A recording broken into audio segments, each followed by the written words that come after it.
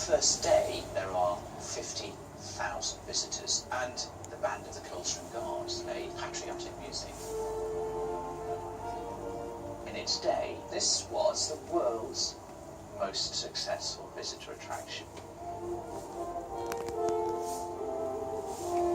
What Brunel did here, he created a cage for the miners to work in. This is the worst job in the world. They are showered in sewage, but they only work 2-hour shifts. They collapse after 2 hours, and they're carried out, and they're replaced by men who are still breathing. That's pretty much what they do even today. This principle has simply been automated. Brunel had miners, whereas Crossrail have tunnel boring machines. Brunel had bricklayers. Crossrail has precast concrete sections. This is the birthplace of the tube.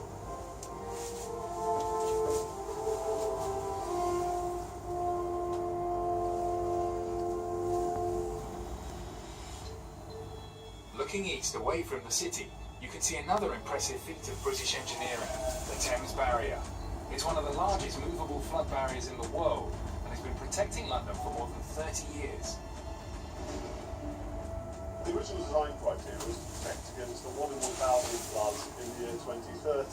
So they used the data they had available and they projected that into the future and they built extra safety margins in, and it looks like we'll be okay until 2070.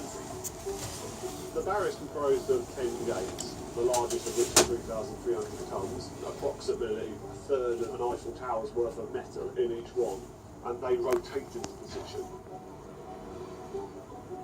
The barrier protects against an area of land with about 1.25 million people. If you're walking along the south bank, if you can imagine another 3.5 metres of concrete obstructing your view, that's what the barrier protects against. The Port of London has been a centre for trade since Roman times. By the 1800s it was the busiest port in the world, and a series of huge enclosed docks were built, surrounded by high walls, to protect cargo from thieves and pirates. The docks stretch from Tower Bridge to City Airport, and the Museum of London Docklands is preserving the history of this crucial trading hub. The building we're sitting in is built in 1802. When it was built, it was the biggest warehouse in the world. The Romans first settled on the Thames, and obviously the Vikings came after the Romans, and all throughout history there's always been lots and lots of trade.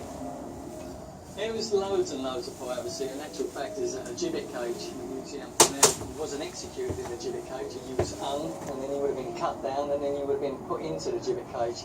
And there was accounts of 45 bodies hanging right along the foreshore. So as the shipping were coming in, it was like a deterrent. You behave yourself, otherwise this is going to happen to you.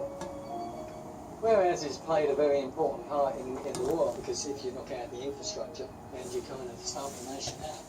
Now you can imagine the ferocity of the bombing, and sometimes you had the sugar going up and catching light, and then at the very end of the buildings you had the rum going up and catching light, and it would actually make slag toffee. And all the children would be around the following morning scooping it up, taking it home. You can come to this area, you can walk around and you can see where all these things happen. The East End docks have undergone major redevelopment in recent decades. Royal Victoria Dock is now home to Excel London, one of the largest exhibition centres in Europe. King George V Dock has become the grounds for City Airport. The Royal Albert Dock to the north of the airport is next for redevelopment. Royal Albert Dock used to be the commercial centre for the British Empire. Beef used to come from Argentina and other places, and it went on trains into London. But this was the meat store when the meat first came off the ships. This is going to be an Asian business port. Companies from Asia will be able to set up their headquarters and trade into Europe. The city airport will allow business people to travel to and from European cities right here into Royal Albert Dock. Business leaders will be able to attend meetings in Paris and within 2 hours be back at their desks here in London. When this complex is finished, there will be 20,000 people employed in this area, and we'll be invigorating this area. We'll bring it alive again. It really is going to be very exciting. Down below, the River Lee flows into the Thames on its northern bank, after rising near Luton more than 40 miles away. The lower River Lee Valley has a rich history of engineering innovation, with more industrial achievements for its small geographical size than anywhere else in the world. The history of this area, of course, has been about entrepreneurs and innovators. It was a group of entrepreneurs who built the Royal Docks. The Lower Lee Valley is where Michael Faraday did his electrical experiments. And just across the way here is where Brunel built the biggest ship in the world, the Great Eastern. And this place, of course, for 150 years, drove the economy of this country. The post-industrial revolution, the electronic technological revolution, began in the Lee Valley in 1904 by a man called Professor Ambrose Fleming, and he invented a thing called the dial valve. All the electronic gizmos we have today can be traced back to this single, simple device. The first jet airliner, the Comet, was built at Hatfield here in the Lee Valley. Thornley and I Ferguson invented the first ever colour television, but we had the Royal Small Arms Factory in Enfield. The Lee Enfield rifle was produced there. It wasn't Burton-on-Trent that made India Pale Ale. India Pale Ale was invented in London's Lee Valley by George Hodgson. So we've got a lot to thank the Lee Valley for. Next to the Emirates Airline Terminal is the Crystal, a building owned and operated by Siemens that was designed to be one of the greenest in the world.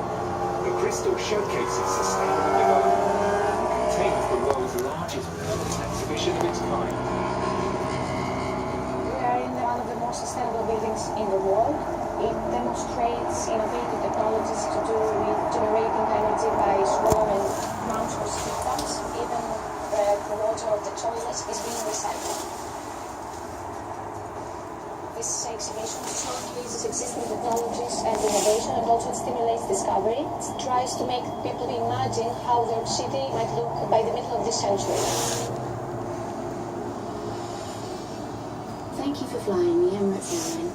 Exit here for the Excel Exhibition Centre, the Crystal, Royal Victoria Docks and the DLR.